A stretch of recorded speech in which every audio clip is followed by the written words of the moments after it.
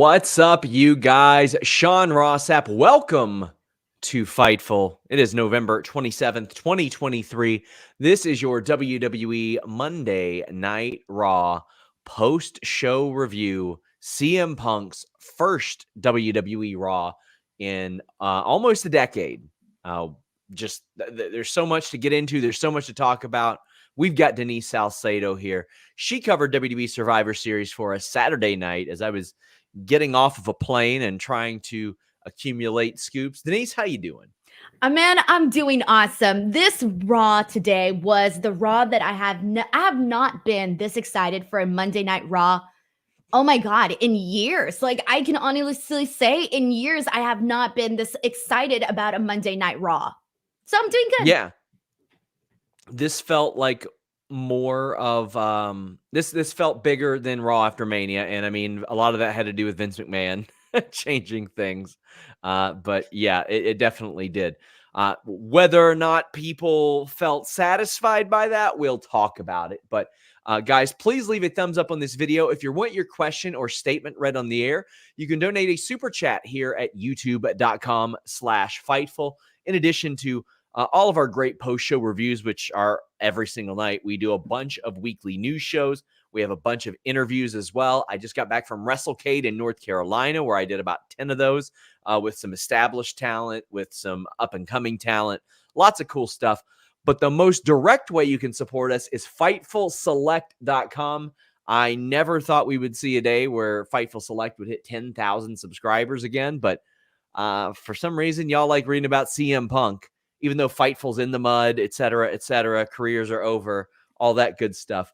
We've got more news on the CM Punk stuff than anywhere else. How people feel, what people in AEW were saying, a TNA offer that was very real, by the way, a very, very real TNA offer. How things came together, the real, not real, and so many details behind who's upset, who's not upset, etc.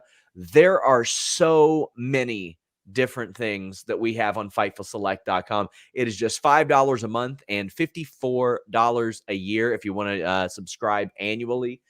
We've got a ton of stuff. We're going to be, we had Raw plans before this show, the match order, a bunch of spoilers, all that. We are going to have a particularly interesting story Tuesday. And I don't know how it's going to be received. Do I know the story? I'm sure that you do, but I will put it in the private chat. Yeah, put it in the private chat so I know what you're talking about. Well, let's see here. Yeah, but super chats, humper chats, get your question or statement read on the air. I did a big CM Punk Q&A yesterday. I did a big FAQ the other day. I will briefly walk through some of the timeline of events for those of you who didn't watch those shows. But yeah, there you go, Denise. Oh, yeah.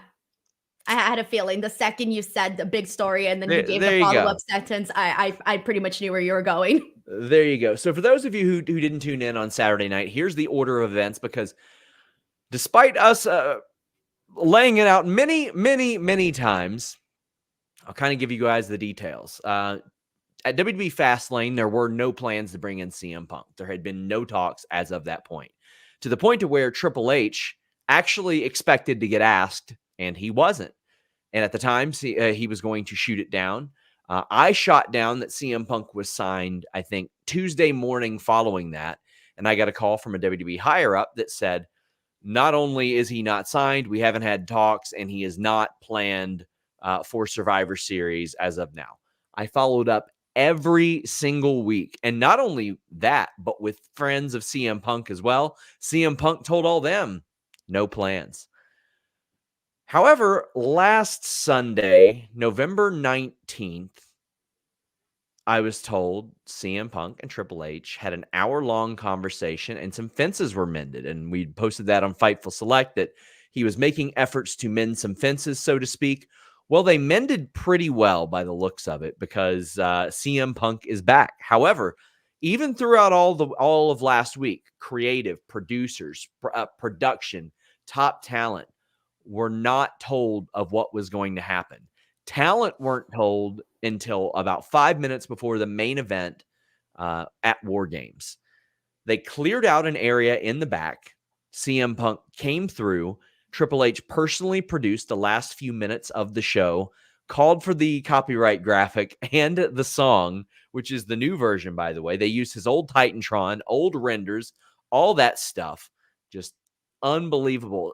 Reps didn't know. Heads of creative had no idea. They had to rewrite a lot of Raw tonight, which they really squeezed it in. I wouldn't say a lot. They did have to rewrite Raw to adjust some things, but it wasn't like significant. They had to find like 10 minutes, but an awful lot there. And I got word about 2 minutes before he came out, he's here. He just walked right by. And that's why I had tweeted, they just cleared out an area in the back. CM Punk is backstage.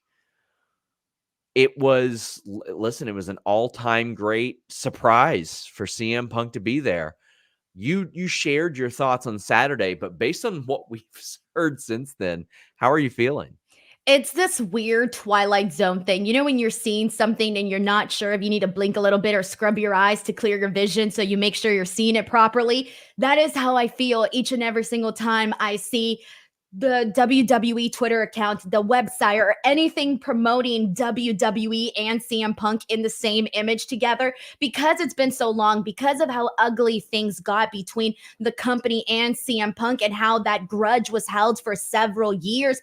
It was one of those things. I know in pro wrestling, we say never say never. I know a lot of people said, man, if Bret Hart can come back to the WWE, so can CM Punk. But when you constantly hear somebody speak about how they had a horrible time in WWE, speak about how they killed his love for professional wrestling, how they sent him the notice that he was fired through FedEx when the day he got married, listening to that podcast with Colt Cabana, I still remember that like it was yesterday. And then seeing everything that followed after that in AEW, God, that's an entirely different portion of this. It is one of those things where I don't think it's clicked entirely that we're seeing CM Punk in the WWE. So it still sort of feels surreal to me, even though I see it every time. It's like, pinch, is it real? Big shout out to our moderator, Luis, who's going to be pulling heavy work here. Also, guys, if you want to, troll people about AEW marks, I don't give a shit. Go somewhere else. Go to somebody else's show and do that. I don't care. We're here to talk about the show. Are we the AEW marks? No. They're like AEW marks are so sad. We don't care. We don't care. We're here to talk about WWE Raw. We'll talk about the AEW aspect at when appropriate. But get your super chats, get your humper chats in. I'll tell you what we're not gonna do. We're not gonna make you wait until the very, very, very end of the show to talk about CM Punk, because we are going to talk about it in between every segment tonight, because we're going to be reading super chats about that segment in between each one that we got. Sean, Emily, I rushed over to Raw because I thought that Punk was opening up the show. And I rushed in. I had my little creme brulee iced coffee. I was ready to go. I was like, by the third hour, I was like, Well, unfortunately, unlike Raw, we are not commercial free for our first hour, but we're going to tell you about NordVPN right now so we can get through a bunch of this commercial free. There is no product that we have promoted more on Fightful that I use while I'm awake than NordVPN.com/Fightful. You guys have probably seen me anchored to my desk an awful lot for quite a while, and I've always got NordVPN on all my devices. That's because that's what NordVPN.com/Fightful allows. You get the fastest VPN in the world on all your devices, on all your operating systems. It is so beneficial to have that versatility. Here at home, I put it on my router just in case, and I put it on my phone, laptop, desktop, PC, and smart TV. That allows you to get all the benefits: the online threat protection, the ability to change your virtual location with just one click, the ability to use that NordPass password manager, the file encryption tool, all that good stuff on everything. Also, you can subscribe to all those overseas services I'm telling you all about, all with 24/7 tech support and a 30-day money-back guarantee on top of an already amazing deal. Protect yourself on all your devices with NordVPN.com/Fightful. Guys, get in your super chats, get in your humper chats. We got Luis doing his best to put these in the appropriate sections, and we'll talk about them as they get them. Emily says, just a thank you for all you do. Thank you so much, Emily. Adrian Wells, always supporting us. We thank you as well. Tom Brady addresses some rumors that I saw from Abu of Wrestle Purist, who mentioned that Mercedes might go back to WWE, and says, do you think there's a real shot she does? Yeah, of course I think there's a real shot she does. Listen, there's going to be a lot of people that talk about Punk being a hypocrite, and that was addressed later in this show. I'll wait for a super chat, but a regime change can change an awful lot of things, Denise. We see it with TNA. We see it with a whole lot of things.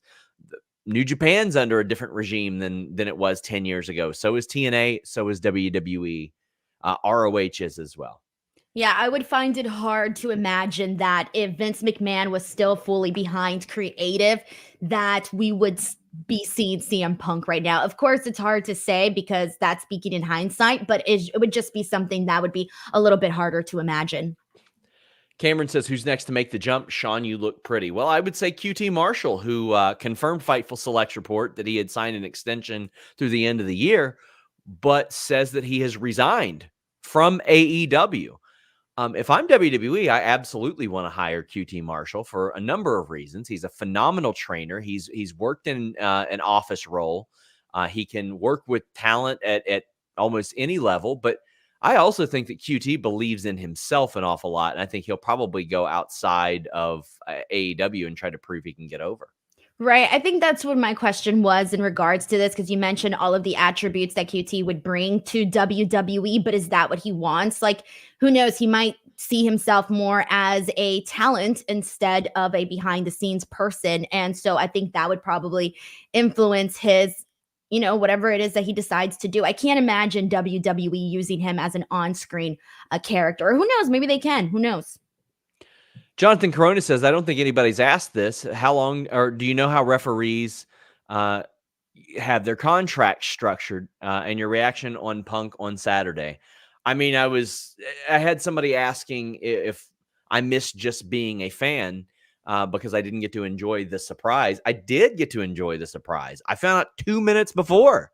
Up until then, people in WWE, like nobody really knew until an hour before it happened, maybe. And I did get to enjoy it as a fan. And he's one of my favorite performers of all time. As far as referees, they are employees because they work a variety of roles. They're on ring crew and stuff like that. Ken Smith says, SRS in the mud, but have some money anyway. I'll tell you what's in the mud. This new Raw theme that we reported on FightfulSelect.com a couple of weeks ago. It didn't make its debut last week, but it did tonight. The Vo Williams song is gone. We got this lame-ass Def Rebel theme. I need them to find somebody else, Denise. I can't think of an inspired song by this group that I just love. I miss the days where I really love like the theme songs because I like really high energy kind of songs. Like my favorite, God, I loved the one by Papa Roach, To Be Loved. I loved Across the Nation. You and I have done our little rankings and things for these songs. So that's a little bit more of my style of theme.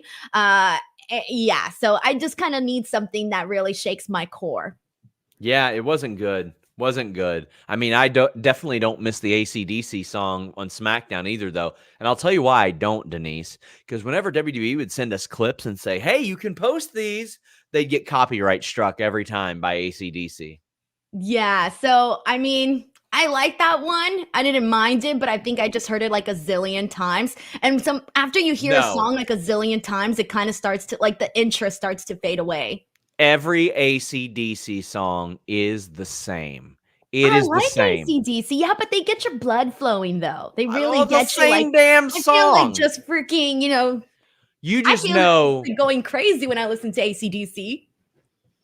You just know that they're writing songs and they're like, I'm washing my hands over and over again. Over and yeah, over but it's and over. Fun though. I went through a anything. period of my life in high school where I was really obsessed with AC/DC, and I had like one album, so I was like the most like basic fan, but I was really obsessed for a good period of time.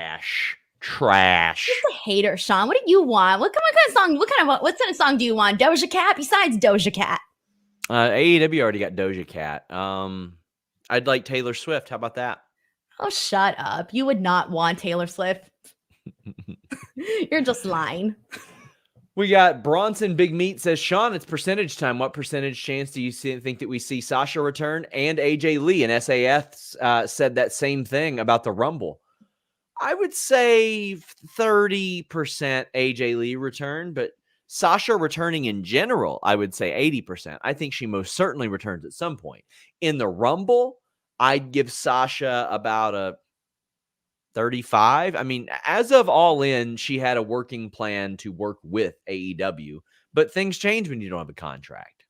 Yeah, I'm going to say 80% too for her going to the Royal Rumble. Now, I think it's gotten a lot higher. Did you see her tweet, by the way? The I Love Pro Wrestling tweet that she sent out like right away. And I was reading way too much into that.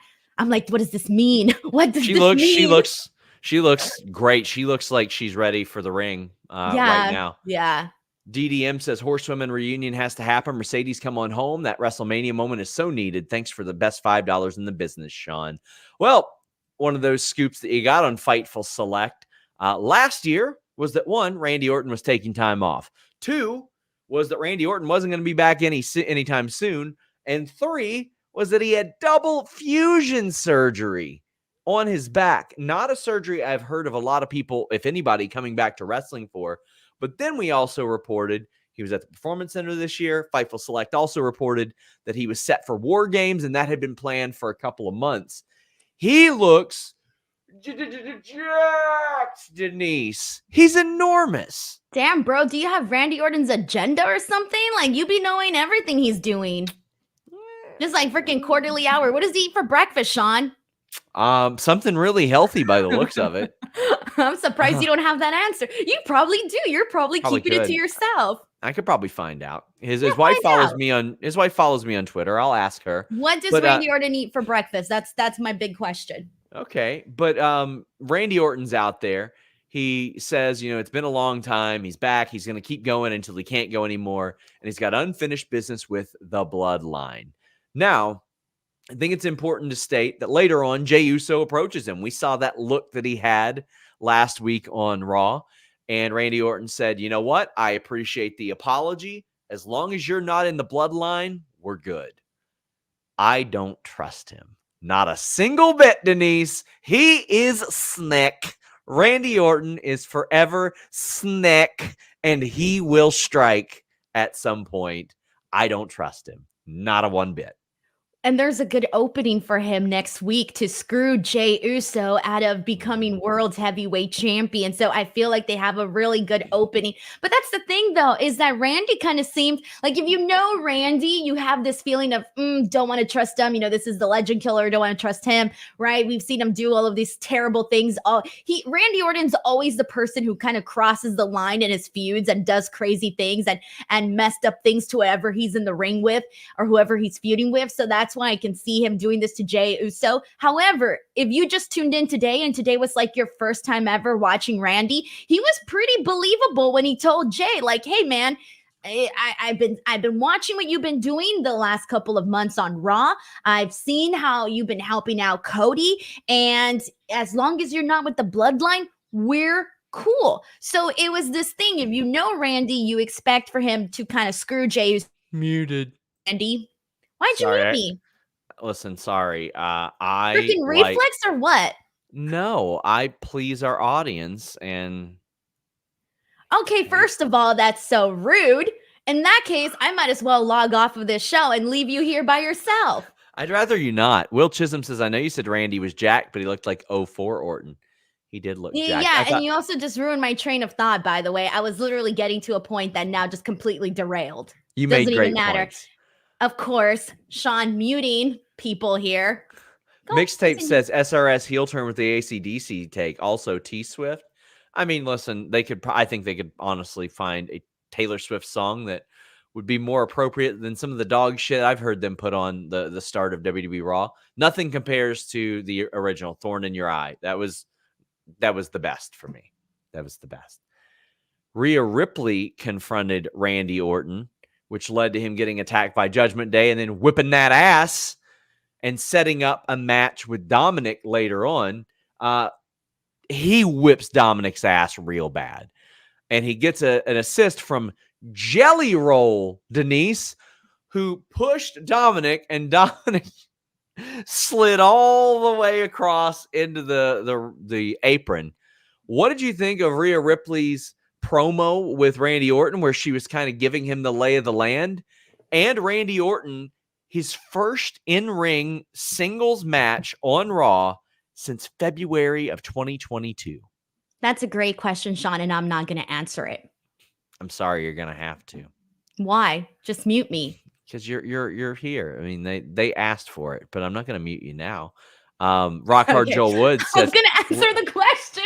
Well, Randy's going to drop him with an RKO and say, now we're good, and leave. I could see that, and then Jay sort of stands up for himself. But we'll talk about that momentarily. Denise, what did you think about the Rhea Ripley and the promo and the match with Dominic? All right, so there's quite a bit to get into here with this. So the first thing that I want to get at is Randy Orton's promo on Monday Night Raw. I absolutely love that the first thing he said was that he was going to have he was going to handle the unfinished business that he has with the bloodline and emphasize that he is coming after every single member. And to touch on the point that we were just talking about with Randy Orton and not trusting him with Jey Uso, even though he said that they are cool, he really, really emphasized in this promo that he is coming after every single member of the bloodline. So it can be taken in any way, right? You could believe Randy Orton or you could not believe Randy Orton. I also want to talk about how we are right now in a situation where when I hopped on to listen to Raw, to watch Raw, I really truly thought that CM Punk was going to open up the show, right? But they instead went with Randy Orton. And it's crazy to think that like they are currently in a position where they have options for people to be like a real big deal. Of course, CM Punk feels like a bigger deal because, well, you know, he was gone from the company for 10 years, but seeing Randy Orton still open up the show was pretty freaking cool. And I like how this led into this match with Dominic Mysterio. And when I was before going into this, I freaking knew they were going to do a match with Randy Orton and Dominic Mysterio because I know how WWE thinks. I know how they're thinking, oh, we really got something in Dominic Mysterio, so let's put him in a match with Randy Orton. And the second this match was made, I was like, damn it, I freaking knew it. And the big thing that I loved most about this, though, Sean, is Rhea Ripley, because you don't often see women constantly put in these big scenarios that enhance them as a star, where you have a star and they kind of keep them in their own little bubble, in their own little world. But with Rhea Ripley, she's going in there and she is like scheming. She's coming up with all of these different things with the whole, everything she did with Drew McIntyre, with Jey Uso, even with Cody Rhodes, with Seth Rollins, with all of these people that she's been involved with. And now Randy Orton, that makes the viewers, that makes people see Rhea Ripley as something more. And we don't often get that for women. And so for me, seeing Rhea Ripley's star power really be enhanced in that way is honestly my favorite thing. So just having her in the ring right as Randy Orton is making his big return, like that is freaking huge. And so I did really appreciate that. And then the whole Jelly Roll thing, today was the first day I heard of him. I hate to be the Who person, but I went on Spotify and I checked and he has 9.9 million monthly listeners. So I thought, okay, that's a pretty good number. I've seen people with a lot less. So you know what? Thumbs up. He seemed popular. Don't know who he is. He seemed popular. He's Grammy nominated, won a CMT Music Award recently. He had a speech that went viral because he won I think it was New Artist of the Year for the CMA Awards, and he's almost 40, so that speech went is he really viral. Yeah, he's like 38 years old, or I think he's 39 next week actually. But he appeared in a backstage segment with all the tag teams as well. They're in Nashville, so that integration made an awful lot of sense, I thought. But I'm so glad to see Randy Orton back. I mean, I wish that we could get something fresh out of Randy for so long. And we got it a little bit with the Riddle thing. It was a nice connection, but by the time Randy was coming back, Riddle had sort of worn out his welcome there, and that wasn't going to be an option. But now we're looking at it and we're like, okay, well, him and Jay is super over now, incredibly over now.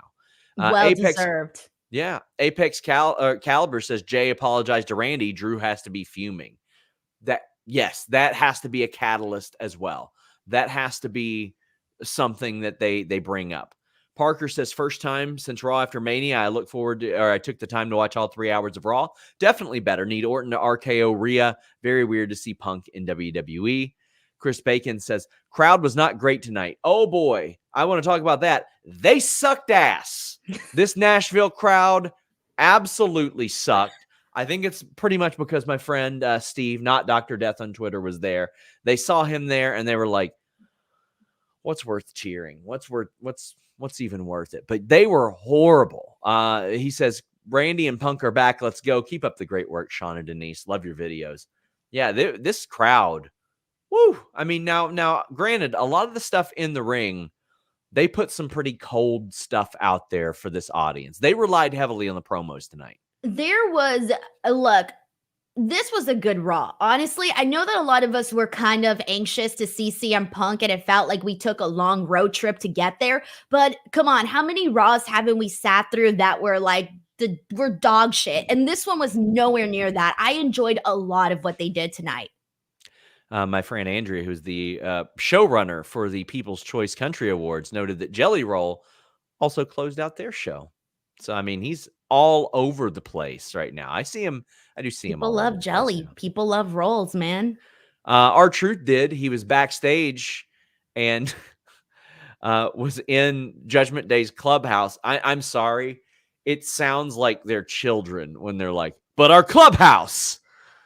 Do you watch Mickey Mouse Clubhouse? Have you ever seen an episode? Unfortunately, I did have to watch Mickey Mouse Clubhouse when I was a kid, or whatever that was. No, I don't think it was around when you were a kid. No, it's fairly recent, I think. It's like for newer kids. No, there was another one. Somebody will know what I'm talking about. I don't know, but the new version, the one where he has Toodles. No, I'm talking about the one where they sang that dumbass song at the end that I hated because Hot Dog? No. I was a little kid. My cousins were Disney kids. I was a Nickelodeon kid, so I made fun of them for being lame all the time. So I was a Disney kid. Makes a lot of sense. Jamal says we don't get along. Thinks Randy plays a part in Cody versus Roman 2. Possibly. I could see that. Joe Coughlin says, been a while since I've been so happy with an RKO as I was on Dirty Dom tonight. Just beautiful to watch.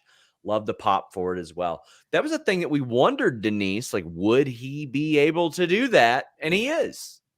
I've lost track of how many RKOs we've seen since he's came back. He's only been back for a bit, and we've already seen so many. And I think JD McDonough is leading with the amount of RKOs he's taken. Oh boy, had to wear a neck brace in general to hold that big ass head up. But now, dude, guess what happened to me, man? So I think it was yesterday. I sat down, okay, and I was gonna eat a little PB and jelly sandwich on my couch, and I sat down, and my husband was laying down, and he said, "Move your big ass JD McDonough head. It's blocking the TV." I love that guy. Like, no, you did not just call me JD McDonough head. I was just trying to eat a PB&J. I love it. Denise out here looking like, look at that. We need to measure heads, Sean. The next time you and I are in the same space, we need to measure heads. And then she looked at him like, love it. Love to see. He switched sides to the other side just to watch TV. Gotta. Miguel says Jay would do something with Solo or Jimmy against Randy in the Rumble that'll make Orton think he's still affiliated with the bloodline. I hope so. We have seen more layered stories like that. But ultimately, Randy Orton is Sneck. And Sneck came back huge. And I'm just saying, if you want your Sneck to be huge. Hello. Do you have a limp penis? A difficulty getting it erect? Boy, do I have a product for you. Bluechew.com and the code Fightful will help fix that. Bluechew has the same active ingredients as Viagra and Cialis, so you know they work. But they work a lot faster because it's a chewable. It's also much more affordable. Use that promo code Fightful Get your first shipment free. Just pay $5 shipping. One of the best parts, it's discreet.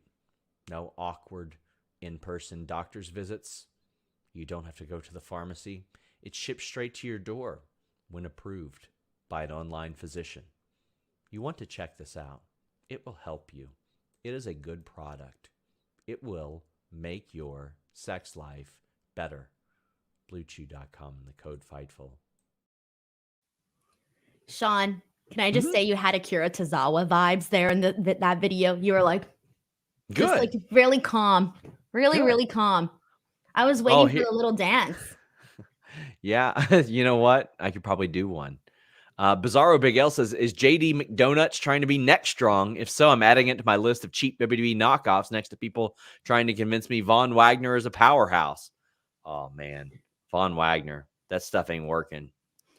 It's working a little better than what they were doing with him before. Although I'm not sure where the new angle's going, though.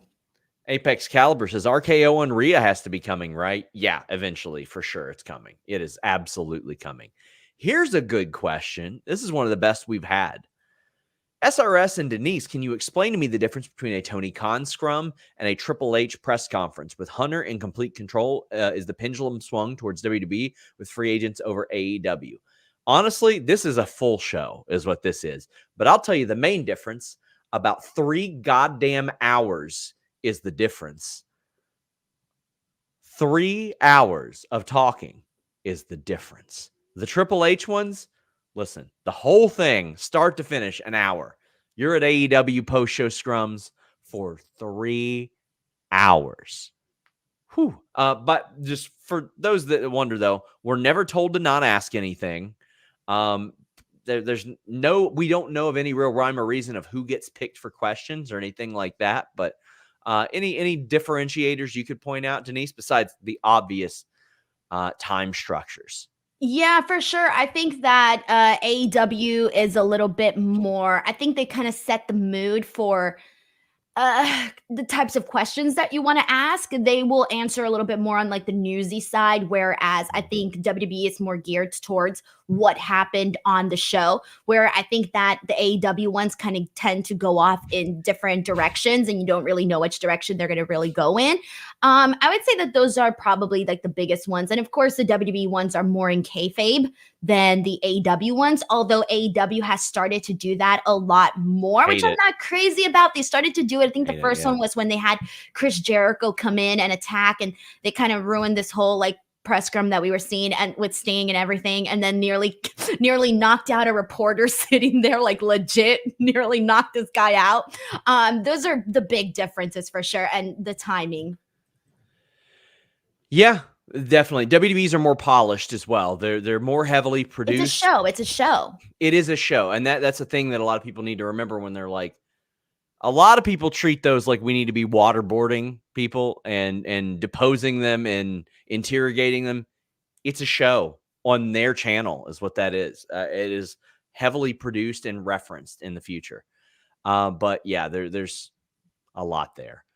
Kenneth Smith says, put this on the buy a Raw new theme fund. God, I wish, buddy. Nice to see TNA class backstage tonight. Dixie Carter backstage. Pretty cool. How about this? I had a mutual friend almost get me to have dinner with Dixie Carter because I wanted to do an interview with Dixie. It's been one of my most sought out interviews. And they said, don't expect for this to actually happen. And I was like, okay. And it didn't happen, but I'm still optimistic that maybe I can get that meeting and then do an interview. It needs to happen. I need to hear both of you guys speaking in the same room. Mixtape says, never mind Denise's heel for not knowing Jelly Roll. I mean, I don't know. I really don't care, to be honest. Not my kind of music, so I don't really care. Black Phoenix says, humping live from tonight's Raw in Nashville. Is Rhea actually Raw's top heel? Yes, I would say that by far she is Raw's top heel. Yeah. She's up there for sure. Back to some CM Punk related stuff. We've got somebody saying, who do you think CM Punk's next opponent will be? I think he'll enter the Royal Rumble. I don't know about next opponent, but I think that he will wrestle at some point soon on Raw. We got people asking, is he weekly, full-time, or part-time? I would imagine he's full-time. Full-time as in on TV. I don't think he's going to work house shows or live events, at least not that I expect or anything like that. KE775 says, have you heard if Fox requested him to appear on SmackDown, or do you think he's Raw exclusive for now? I had heard discussion of him possibly being a free agent. Jonathan Corona asking which brand he'll go to.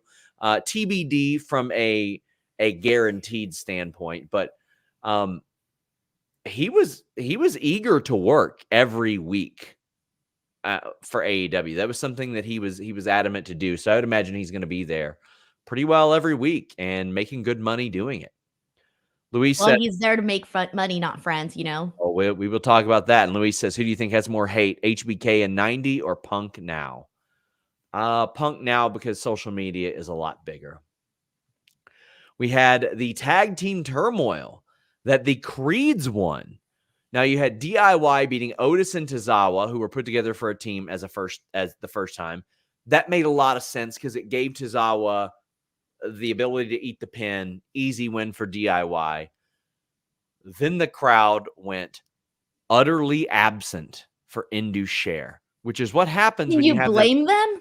No, you have them pop up once every however long, say, oh, we're here to do something, and then they just go away. But Johnny Gargano pinning Veer, that's not something that probably would have happened under Vince McMahon. But under Triple H, they're like, hell yeah, see if you can drag something half decent out of them. It wasn't great, this part of it, but DIY getting 2 wins before dropping one to the Creeds. We'll talk about DIY first. I was happy to see them get wins because that made a lot of sense. The other teams, I don't think necessarily needed them as much as DIY and the Creeds did.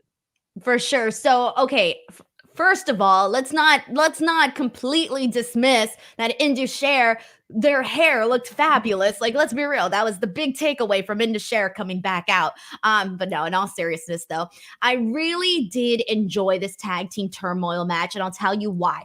One, the first thing was that it kind of made me excited about some of the options that we have for the tag teams. You know, seeing them all together in the span of a couple of minutes, it reminds you of the options that we have. But the big thing was when the Creed brothers came out, I was like, yes, the Creed brothers, they got to win here. And when they got the win over the New Day, I was surprised. I really wasn't sure that they were going to actually have them, go all the way, right? So at this point, I'm thinking like, here we go. It's going to be Creed brothers all the way. But then when Imperium came out, my reaction was like, oh shit, I actually don't know who I want to win because I love both of these teams. So this was the first time that I actually felt like I would have cared for either team to win. Of course, I cared a little bit more for the Creed brothers because I think they're freaking awesome. And I love the freaking Brutus ball. I think it's just such an awesome finisher and a cool way to like really make your mark as a tag team with a cool finisher like that. So when they defeated Imperium, I thought, hell yeah, man. Like, we know these dudes are like freak athletes. And here's the thing, like, Creed brothers, we know are a fabulous tag team, right? But we know that down the road, they're going to be phenomenal as singles wrestlers. So I really want to get into their run as tag team champions. I want to see them get pushed to the moons. I want to see them become tag team champions. Like, I don't want to wait forever. Let's just freaking go with it. Let's get this going. I want to get the party started with the Creed brothers. Creeds beat DIY, New Day, and Imperium. This is big. I think you should immediately have them come in, beat Judgment Day, accelerate that dissension with Judgment Day. They are a unit. Judgment Day isn't right now, and I love that. Jay Miller says, good to see the Creeds getting a solid push. They're really shined in the match. Hope they beat Priest and Finn and split the tag belts soon. I don't care if they split the tag belts or not. I don't give a damn about that. As long as the tag titles are on both shows, I'm okay with it. It's just we haven't seen that nearly as much. We haven't seen the tag titles on SmackDown nearly as much.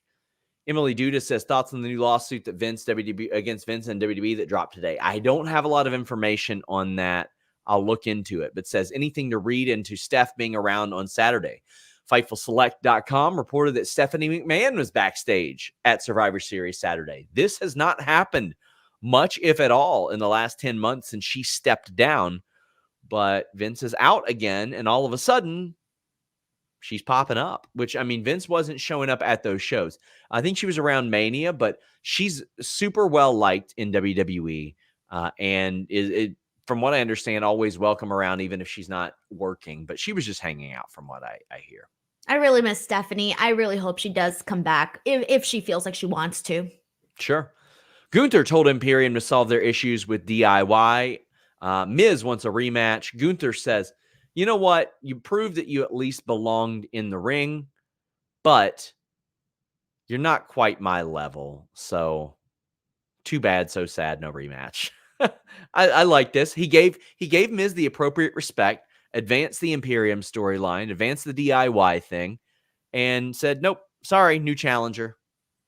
You got it there, man. You said everything I wanted to say. Gunther continues to be relentless, giving 0 Fs about the Miz whatsoever, and him basically telling him, yeah, you belong in the ring, just not with me. I mean, applause. Honestly, that's all I care about. Gunther's on another level right now, and I'm loving it. John C. says, why did WWE have a commercial-free hour if they weren't using it for CM Punk? I wish I had the answer to that, because they probably thought that they could steal some Monday Night Football viewers there. But it was pretty puzzling, Denise. Like, I don't have a great answer to that. Why do you think I thought that he was opening the show? Like, I get it. Don't get me wrong. I fully understand that they had him close the show so that people wouldn't tune out from Monday Night Raw. I 1000% understand that. But you announced commercial free. They've been promoting. Obviously, we know CM Punk's going to come out. I just feel that if CM Punk's music would have hit like the second Raw intros finished, it would have felt like great stuff. You know what? I think they should have had CM Punk open up the show. Yeah, we do have a couple more super chats, humper chats about Punk. Do you know how he was received backstage tonight? I did have one person that I mentioned to Denise before we went on the air that certainly disagreed with his promo. Other than that, I haven't heard a lot yet. I'm sure I will tomorrow. FightfulSelect.com. Fahad says, when Sean tweeted, my stance has changed before Punk came out, it hit like crack. Yeah. As of the day before, I think the day before, I put a 25% likelihood on it, even though people swear up and down I said it wasn't happening. I said about 25%. Well, it got up to about 99% when I heard that. Now, honestly, when I heard he was there, I was like, there's always the possibility he just showed up and is hanging out, because he's done that before. But by God, he's back. Is Brock Gunther going to happen soon? Mania. It should happen. And it should happen, Denise, I think, for the Intercontinental title. I think Brock Lesnar should challenge for the Intercontinental title, something he's never held, and he should lose to Gunther. He should lose, Denise. From your mouth to God's ears. That is exactly. Yeah. Is that the saying? That's the saying, right? We'll go with that.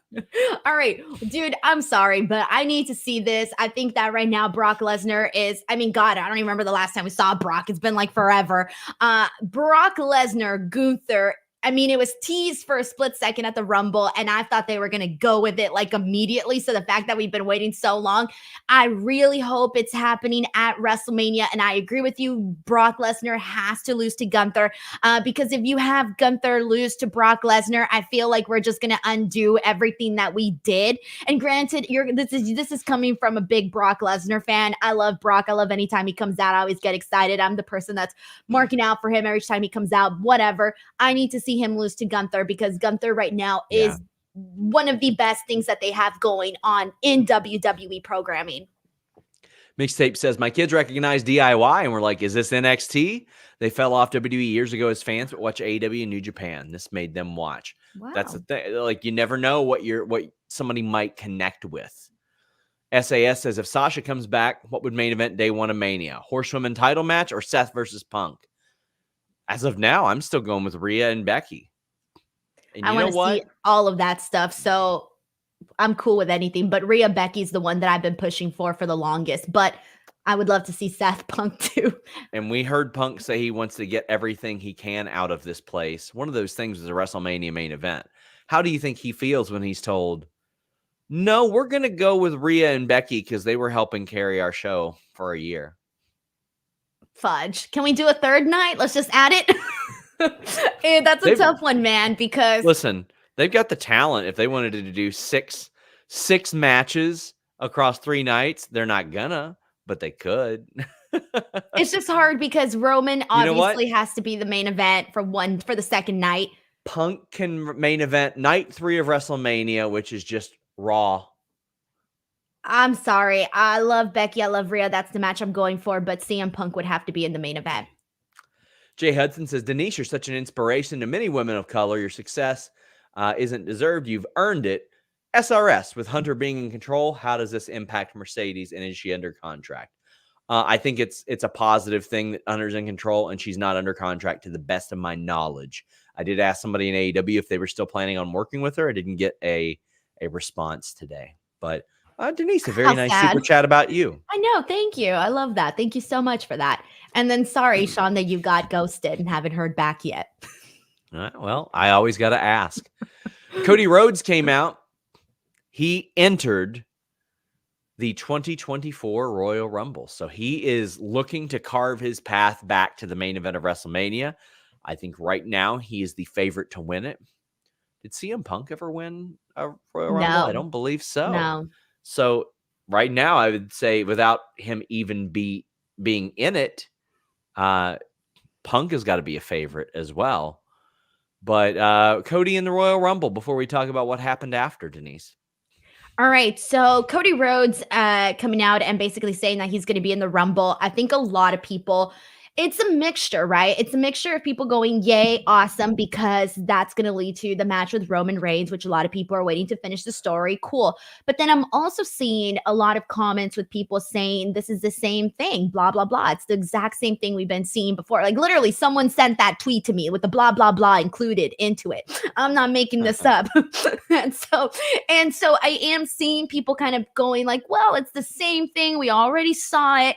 And yeah, it almost feels like we're remaking the movie, right? Of course, it's going to have an alternate ending, hopefully, but it does feel like we've seen this part already, and I think that is the problem. And with wrestling, especially with the Royal Rumble, you want to have this like win where you're like, oh my god. I think people would still be very excited if Cody won. I'm not going to say that they're not, but what would the reaction? Do you think it'd be a better reaction if CM Punk were to win the Rumble over Cody Rhodes? Like, what would the reaction be? I think we'll have to wait about a month and a half and see where the reactions are. And I would have it as a TBD because there's always a path to get there. Cody could, win the Money in the Bank briefcase off of Damian. There's a lot of ways you can do that. But there has been nothing to indicate to me that Cody should not have won WrestleMania this year. He should have won. Yes, because now it just feels like we're just doing it all over again. Like we're redoing the homework because you got one question wrong. You didn't pass the test. Yep. Well, the entire time Shinsuke Nakamura was talking about Cody Rhodes, not CM Punk, not anybody else. He showed up on the screen, then spit mist in Cody's face. So that's Cody's program until the Royal Rumble, Denise. I also did like that he mentioned CM Punk, by the way. We forgot to say that he did welcome CM Punk back into WWE. So I was happy that he mentioned him because that made me because he said that part before the Royal Rumble part. So that kind of made me feel like those two things, he said it for a reason. I don't know. I'm hoping that means that CM Punk's definitely in the Rumble. That's just the way that he said it. But the Shinsuke Nakamura thing, I guess when he came out, it got a good reaction. I feel like this is one of the best reactions that the crowd gave tonight on the show. And I guess it makes sense because Shinsuke Nakamura was saying that the person was privileged. I don't know. Is Cody privileged? I don't know. I think in his view, sure. Yeah, in his view, right? In his view, he could see it as, oh, he came in, he got these bomb-ass matches, and I'm out over here doing this. It's just that I feel bad because in these Shinsuke Nakamura promos, I feel like a lot of it went in and out in terms of I forgot a lot of what he said and only certain parts stood out to me. And so that's literally like the only thing I remember was like, I'm coming for you and you're next and you're privileged. And that's like the only things I remember from the Shinsuke Nakamura promos, but it got a good reaction. The miss spot was great. I guess it's fine. Eloquent says, do you think Punk works Saudi? I don't. Do I know if he's appearing on SmackDown this week? Not as of yet. It wouldn't surprise me. It would make a lot of sense. Do you feel as if Punk will try to make amends with the roster to try to get the talent that is apprehensive about him coming in? No, I think that he will largely just act as if nothing ever happened and then just assume clean slate. That's what I believe he will do. Right. But It's I not like don't. he's going to go up to every person and be like, "Hey, I'm sorry. Are we cool? Do you like me? Are we on the same page?" That'd Yeah, be weird. that ain't him. Mm-mm. We got the tag team title match. Chelsea Green and Piper Niven defeated Tegan Nox and Natalya. This was all right. Crowd wasn't there for it. Crowd wasn't there for anything hardly tonight besides the promos. Tegan and Natalya are not really an established team. They really need to establish some teams, but at least it's something on this show with some stakes. I see why they did it. I just wish they would develop and promote this tag team division in a more effective way. But we went from these two not defending the titles for 3 months to they have defended it 3 times or 2 or 3 times in a month, I think. Yeah.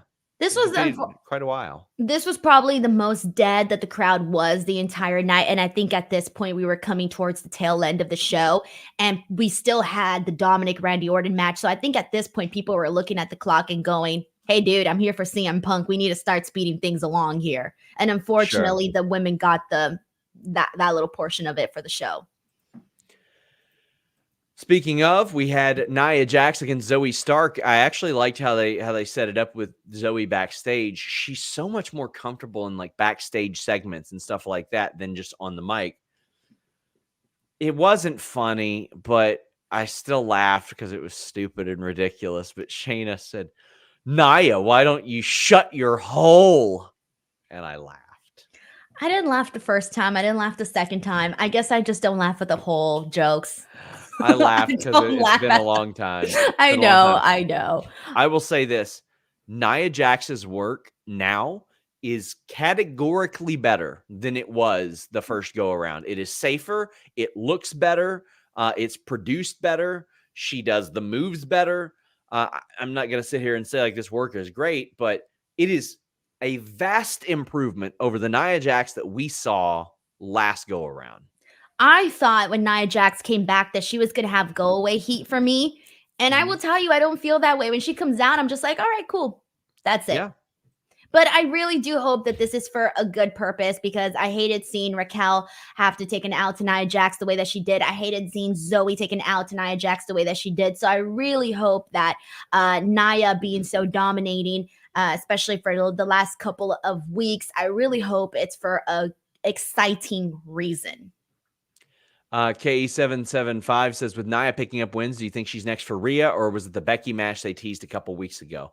I would imagine they wouldn't just tease the Becky thing for no reason. And there is such a story right there with Becky and Nia. And we get somebody saying, I must have missed something. Nia looked the exact same. I'll tell you what you missed. People getting concussions, getting hurt, ribs broken, kicked in the head, stuff like that. That's what you've missed. So, yeah.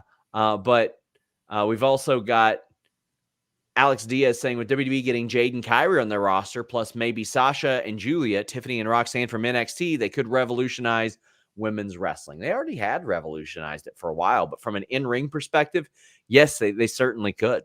They just need to liven up the storylines because the in-ring work is there. A lot of the women provide that in-ring work. They just need to add more sizzle and spice to the storylines. We've got Will Chisholm saying, it's crazy how last week Bayley teasing Mercedes. Now this news. You're more in touch with this stuff. Do you think there's smoke, or where there's smoke, there's fire?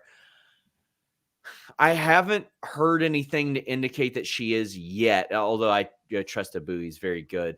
But like, I'm still working on trying to find that out myself. But it wouldn't surprise me, but I think last I had heard there were some plans for her to do some AEW stuff. We'll see if that's still happening. Will Chisholm says Shinsuke Nakamura name dropped his old New Japan faction. Got people saying that's an Okada tease. Fans, please stop it.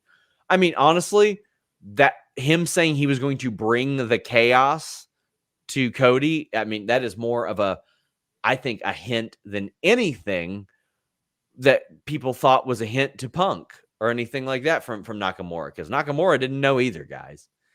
But we got Bronson Big Meat saying, I second that. Denise is great. Appreciate her hustle. Grateful for the work she puts in. Sean and Denise, you're like the PB and J. You're a great combination. Denise, are you the jelly or the peanut butter? Or we're about to find out. Crunchy or smooth peanut butter? Crunchy. We finally agree. We finally agree. Okay, what's your favorite flavor of jelly? Grape. Ew, strawberry. I do grape, natural, I organic as best I can. But it's very good. A good high quality jelly. Actually, I do like grape too. It took me a second to remember that I like grape because I hate grape everything else.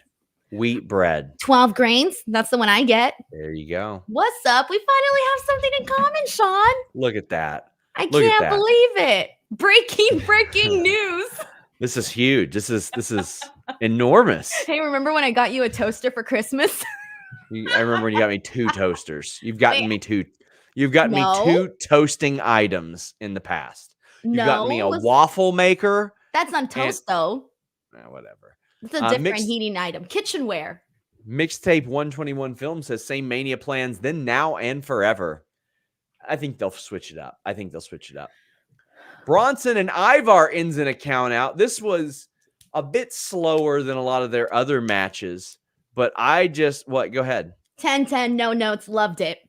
Yeah, that's what I was saying. By the way, guys, we're not going to read derogatory super chats about other writers or anything like that. So don't bother sending them. You're wasting your money. But this was a little slower pace than what their other matches were. But I liked it, Denise, because even though it went to the double count out, they did the thing that I've been begging them to do forever. It's the Stone Cold Savio Vega finish from like 1996, where they had a match, and then afterwards, they just wanted to keep fighting, and they just kept fighting. I love that. I want to see more of that, and I hope they fight all the time, everywhere. All right. The clotheslines from the very beginning, both of them trying to bring each other down. Great stuff that fed into the meaty men slapping meat thing. Phenomenal. And then eventually Bronson Reed at the very beginning of this match just does like the pounce and just takes Ivar down. It was great. Then Ivar does that crossbody that he does on the outside. Awesome. My other favorite part in this match was the Bronson Reed was getting him with like all these speedy chops, and then Ivar returned the favor and got him with these speedy elbows. So I really love that. When they went to the outside, the parts with the security guard were the very best because Ivar like accidentally clotheslined a security guard, took his lights out. It was the timing was phenomenal on that. But then I love that Bronson returned the favor and instead grabbed the security and like literally tossed him, and like his head just runs right into Ivar. So it looked pretty sick. It was like he shot a human missile. And then Ivar's spot off of the barricade. This was awesome. This is the things that I think I have been waiting for. And it's something that I think the programming on Raw was missing, was these big 2 guys that both honestly are in need of a push. I know Ivar's been there a little bit longer. Bronson Reed went and did his own thing, came back. But these are 2 guys that can be a lot more on the roster. In particular, I'm more favorable towards Bronson Reed because I know what he did like in NXT, what he also did is Jonah and all of these other promotions. I'm a little bit more wanting to really see him get into that main event picture. And this is the feud. Like, this is the feud that I think can propel him to that, and also really keep Ivar, just keep him looking freaking great, man. I think this is a win-win for both guys. Crowd was into it afterwards as well. I'm all for this. Big meaty men slapping meat. Matthew England says, was at the show live? Definitely agree. The crowd was awaiting Punk most of the night. A lot of the matches did not have much heat. That is very unfortunate. I hate hearing that. Tunde says, Sean and Denise, with all this heat going on with Punk, can we have the 24/7 champ belt back and have R-Truth do his thing to make us laugh, please? One day, I almost guarantee that R-Truth will just find the title belt in the trash can where. What if he goes to a dumpster site? Probably. He goes through all these piles of garbage and finds it and polishes it. Probably will. That'd be kind of funny. Ian Simmons says, this Raw felt a bit dry as it was the crowd. Could see Sasha working in AEW Japan because the injury setting her back, improving the haters wrong. Also, is Ricochet still injured? He's still sidelined as best I know. And yeah, Mercedes seemed like she had points to prove, but she has also not liked it when people seem to assume why she left. Like when people just, speak for her, so to say. So, you know what? I'm sure one day she'll open up about it. Nicholas says, can you see tension with Punk getting the Mania main event instead of what seemed like Becky with her contract coming up soon? Yes, I could certainly see that. I could see Becky being like, I worked my ass off for that main event. I put people over for that, or worked hard to put people over for that main event. I did a lot of things to set up that main event, and you best believe she'll stand her ground if she feels like she deserves it. Because hey, but look what happened this past WrestleMania, Sean, with Charlotte and Rhea Ripley. They were some that, arguably could have been a main event, and they went out there and they had the match of a lifetime. Chip on your shoulder. Yeah. Jay Hudson says, which signing is more impactful, Will Ospreay or CM Punk? Where does Mercedes sign? Both of you can respond. Thanks for unblocking me, SRS. You're welcome. Listen, anybody who wants unblocked, message the Fightful account. Kyler will let me know, and that's it. And I'll tell you what I'll do. I'll type your little name into the Twitter bar. I'll type my name in, and I'll see what you did to get blocked. And there's a chance that I'll unblock you, and there's a chance that I won't. But Denise, I think it's CM Punk is the bigger signing, even though Will Ospreay, I think long term will probably be the bigger signing because I think he is an immediate main event level talent. How do you feel? First of all, I think it's a lot easier to renew your driver's license at the DMV than to get unblocked by the Sean Ross Sapp system. Anyways, so here's the thing. And my flat out answer is CM Punk. CM Punk is the bigger signing, flat out. Okay. We know why. I don't have to give you the reasons why, but I don't want that to take away from Will Ospreay signing with AEW because Will Ospreay, Will Ospreays do not grow on trees. He is a special once in a lifetime generational talent. I know we've heard that for quite a few people, but only a couple people really truly are that. And that is Will Ospreay. And AEW is the perfect place for Will Ospreay in terms of the kind of matches that he can have and just like the kind of career that he could make for himself. Of course, he could, move on to other things, move on to WWE later in life, whatever he decides, whatever. But this is like, this feels like a perfect place for him. I completely agree. We got Rock Hard Joel Wood saying, do you think it'll be a failure for AEW if WWE swooped in and brought back Mercedes while they were expecting her to come in? Yes, I do. I mean, that would be a huge, huge loss for AEW if they thought that she was coming in. Cody Bondra says, we had What Culture Pro Wrestling wins Fightful's promotion. Hopefully never. Hopefully never. I'm already nervous enough doing this goddamn match on Saturday. Which by the way, we've raised over $4,000 for NAMI, the National Alliance on Mental Illness.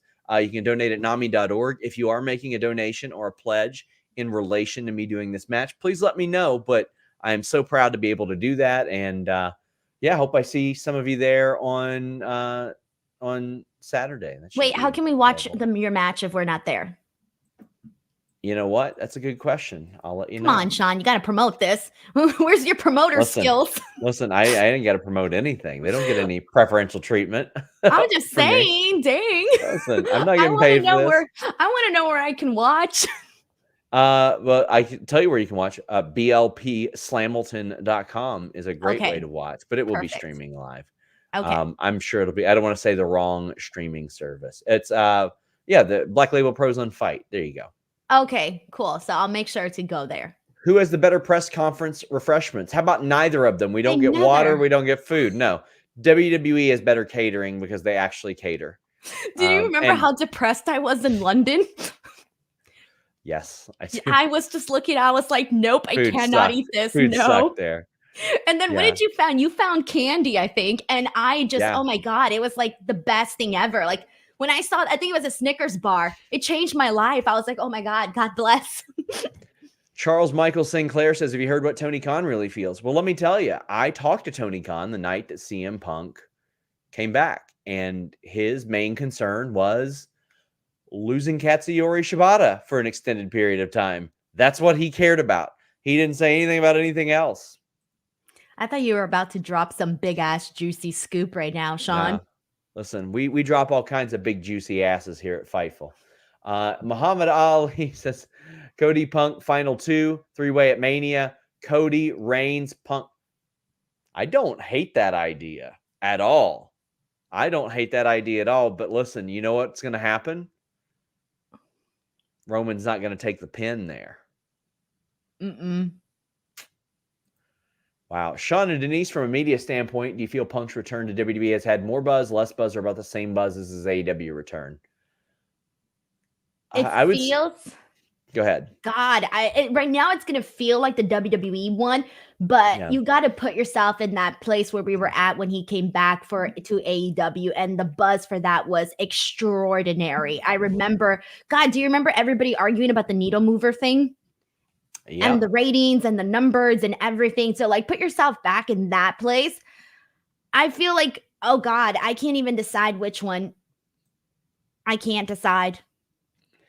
I would say the first one, because I saw the huge shift that it had on business for Fightful. And this was significant too. I can't underscore that enough. Like, what about from the media standpoint that he asked?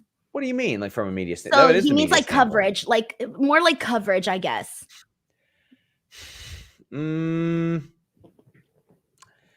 still going with AEW, because AEW was seen as a competitor at that point, as a viable competitor that was going to be even more so because of Punk's involvement.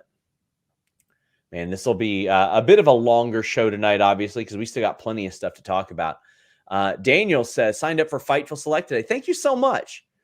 Says, unreal content. How can anyone not be a member? Well, thank you. It's $5 a month, $54 a year. Says, if Cody wins the Rumble, any chance he gets Roman heat?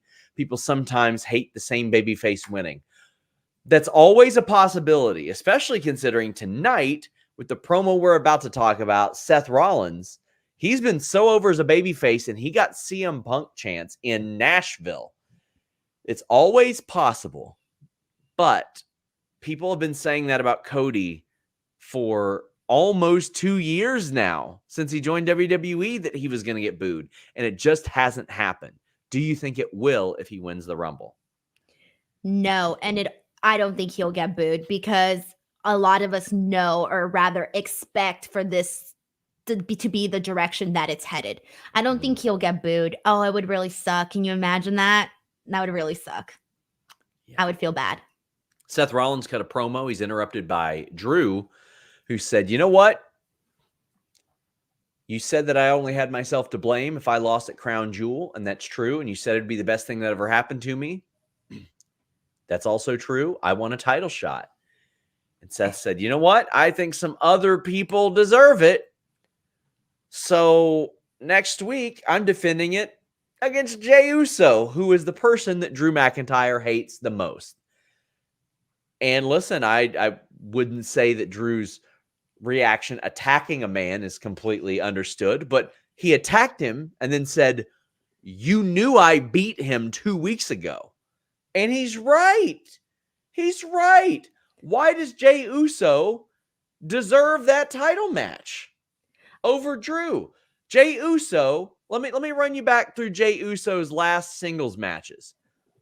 He lost to Drew McIntyre. He lost to Damian Priest. He lost to Drew McIntyre. He lost a world title match to Roman Reigns.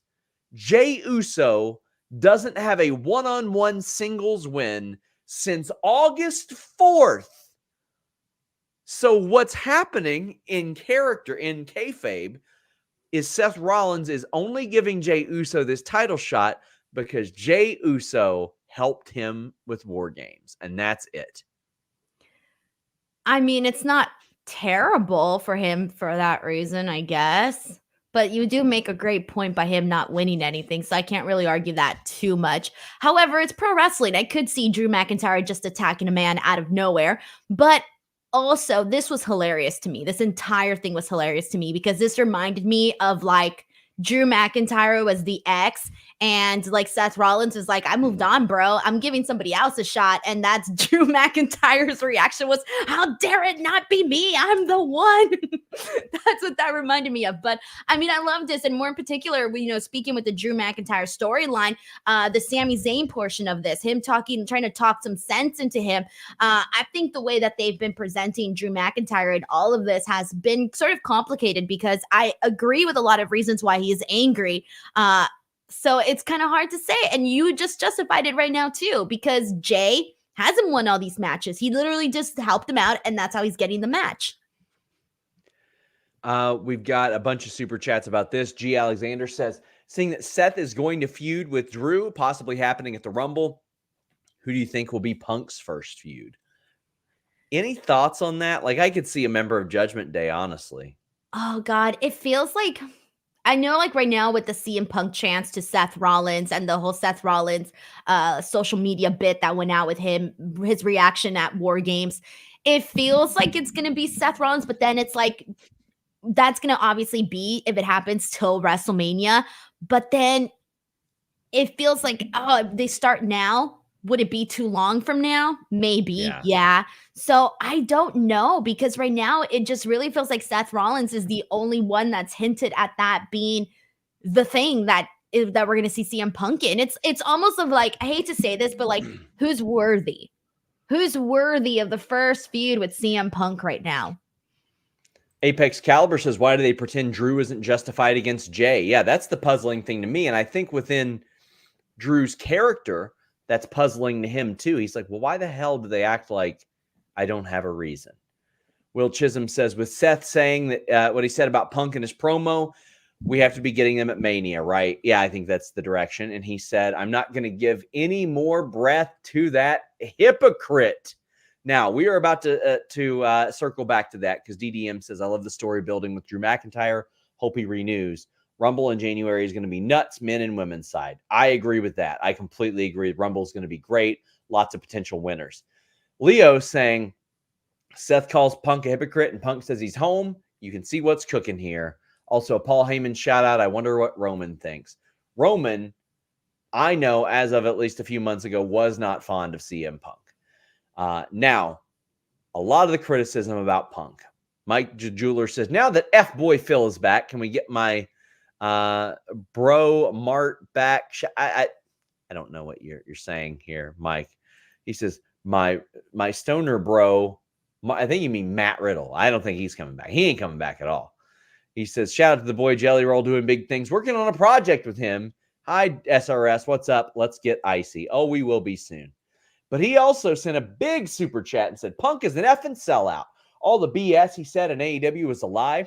I was happy when he came back after 7 years. Most definitely not happy after coming back to the place he trashed over and over again until he got fired. He also says, don't care what the others say. He's a sellout. He's trash now, in my opinion. Hope he finally goes back to UFC and gets another ass whooping.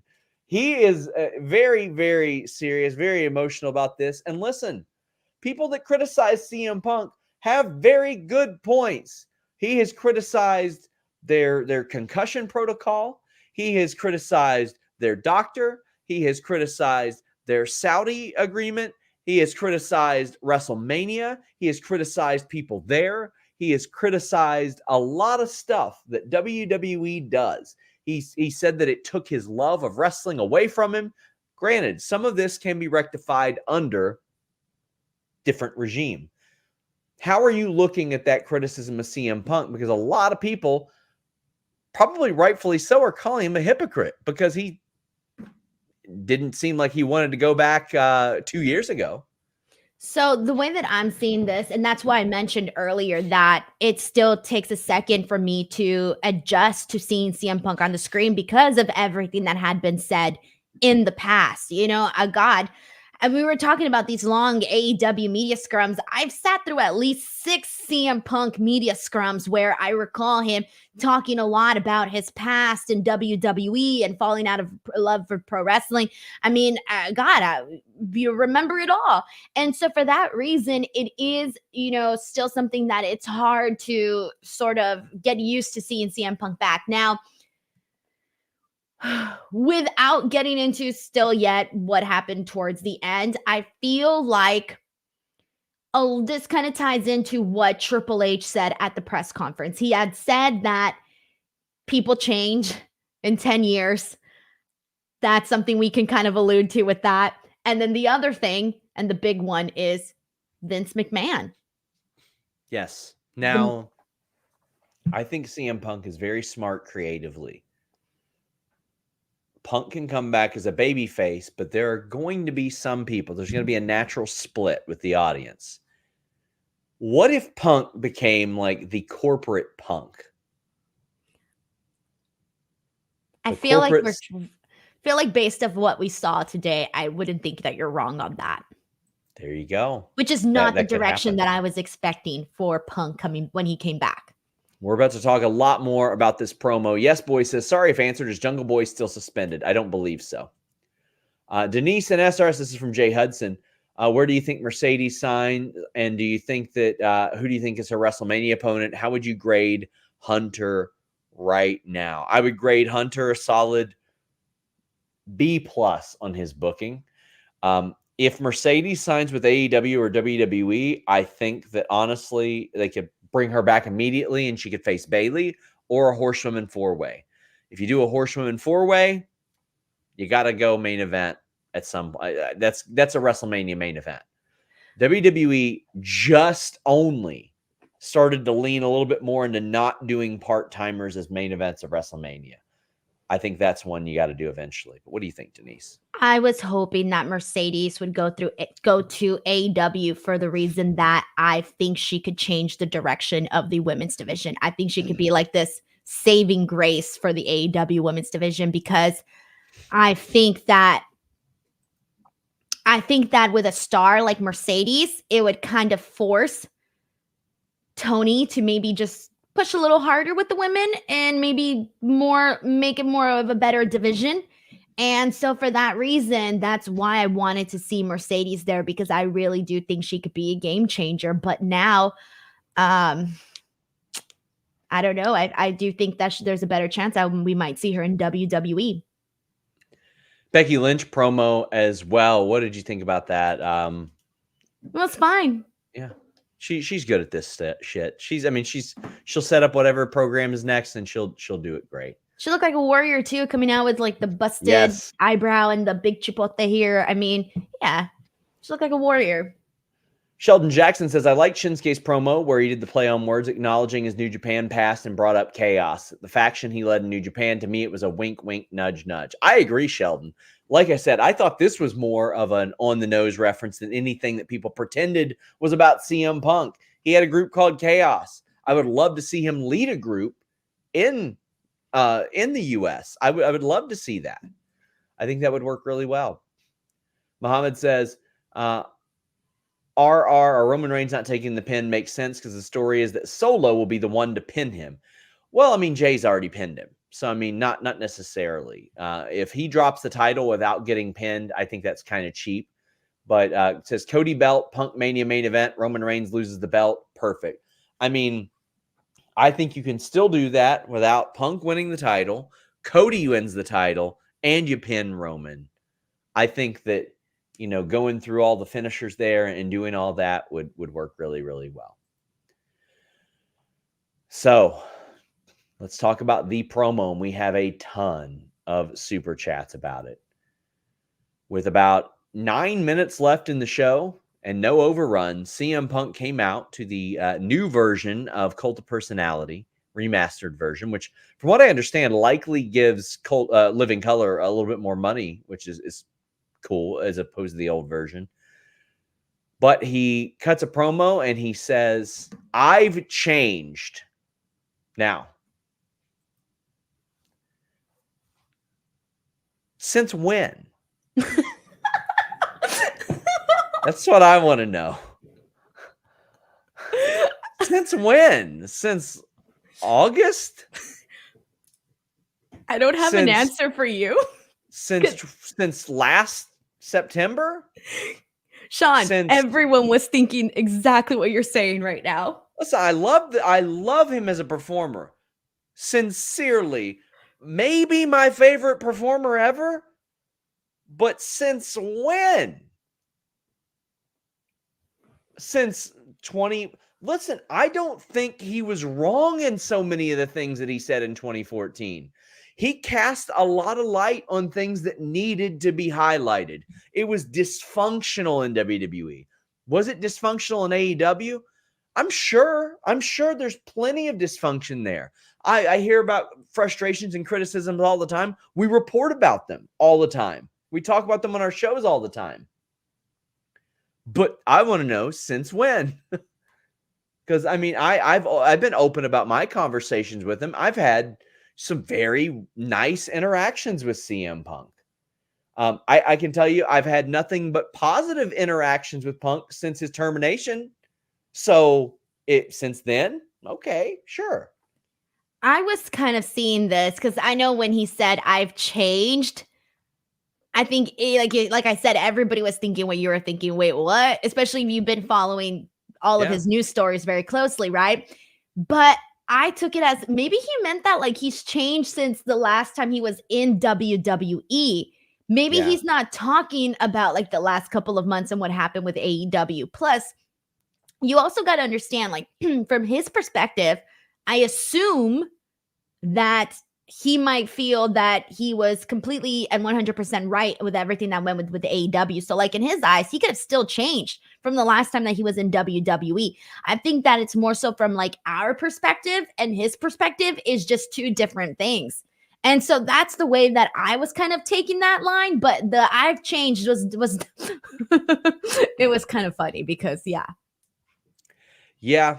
We're gonna get into this pretty heavily. He said that everybody in the back was so excited to see them. They were so happy. Some people even kissed him on the mouth, except for some people that are afraid of him raising the bar. He also said that AJ is fabulous. She sends her regards. That got a great pop. That yes, was good to hear. I love yes. that.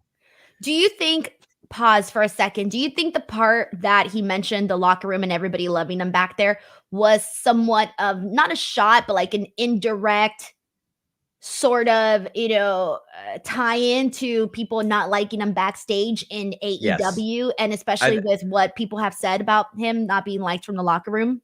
I think it was tongue in cheek because not Yes. everybody was happy to see him. I know that for sure. But he also said, I wish I didn't have to leave, but a wise man once told me I'd have to leave to get everything I wanted. I'm back to get everything I want out of this place. I thought that and the last line, I'm here to make money, not friends, were the most genuine that I heard because there wasn't anything wrong with him saying either one of those. You don't have to make friends, but you also don't have to make enemies. And, there are a lot of finger pointings at who's responsible for what in AEW. Here's the reality of the situation. Whether you are some weirdo Punk fan, weirdo Elite fan, weirdo AEW fan, weirdo WWE fan, or weirdo hater of all parties involved, everything should have been handled better in that situation from start to finish. Everything should have been handled better, and hopefully AEW learns from it. Because what I can tell you is if that happens here, that's it. That's it. And I am okay with CM Punk being like, I'm changed, I will grow, etc. For some people, you can read into what they say, and those people that won't say my bad or I'm sorry, but Yeah. you understand that they recognize, maybe that one wasn't, maybe I could have done better there. That's what I saw some of this as. And maybe it's me speaking for him and I don't want to do that, but he said, I'm home. And I was like, man, this is very similar to it felt like a sanitized version of his AEW return promo. I get what you're saying in terms of some of the similarities, but God, I just personally feel that his first promo when he came back, I it felt so exciting. It felt so like lively. And even his promo in Collision, like remember when he came back and he cut that promo on Collision? God, that promo was freaking exciting. Granted, that one was Was very different and it had a lot of shots and things and a lot to read into, but it was exciting. And I think this one was more of so like, okay, what's next? What are you going to say now? That was kind of my reaction after every sentence. Okay, what's next? What now? And I think he was absolutely right in saying that he had to leave to get what he wanted and make change as well. He had to. And that's the same thing Cody did. So I think he was completely right there. 100% right in that sense. So But many so many things that correlated to a lot of Cody's story there. I did like that. a lot of people felt very disappointed by the promo. Punks are Punks says good show, but it was disappointing. Apex Caliber says his closing words to the camera were gold, which is I'm here to make money, not friends.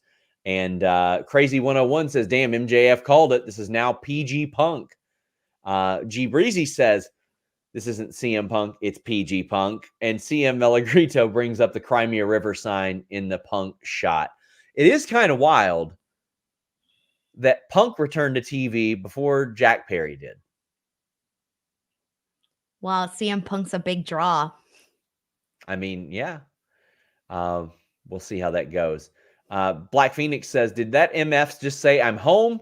I think my eyes got stuck with how hard I rolled them through the whole promo. Apex says, what if Punk is pretending AEW didn't happen and copying his first dance promo is the point? Heel delusional Punk incoming. Listen, man, when Punk plays a character, ooh boy, is it really good. It's really, really good. Let me ask you, Sean, were you expecting any like big shots at AEW? No. Because of the NDA? Because even Tony Khan was basically, he just did an interview today and said, I cannot legally talk about CM Punk. Clearly that has to go both ways. Yeah, and there's no way that you can prevent everything because, I mean, you can't restrict him from using the entire English language, right? Like, right.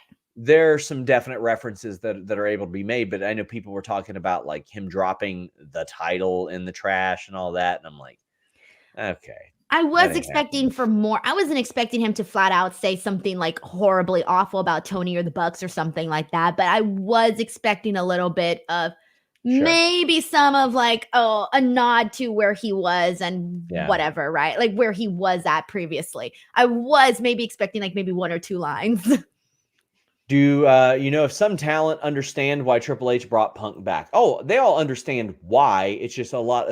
I don't want to say a lot of them. Some of them don't agree with it. Do we feel like the return to? Oh no, we read that one. Jonathan Corona says one thing that bothers me: everybody blaming SRS that Punk wasn't going to show up. Higher ups didn't know. Yeah, I mean, Triple H confirmed our timeline of report, and I'm appreciative that happened because there are a lot of media illiterate people that, quite frankly, weren't going to subscribe to Select anyway. So I don't give a damn. Well, that's the thing, though, Sean, is that some people don't know that 2 + 2 = 4. If you're saying this and Triple H is saying this, there's going to be some people that don't put those things together. I can only explain it. I can't make them understand it. That's the best I can say. Joel Wood says, any word on the talent that was going to talk to the higher ups on Punk? Not against him coming back as long as it doesn't alienate the locker room.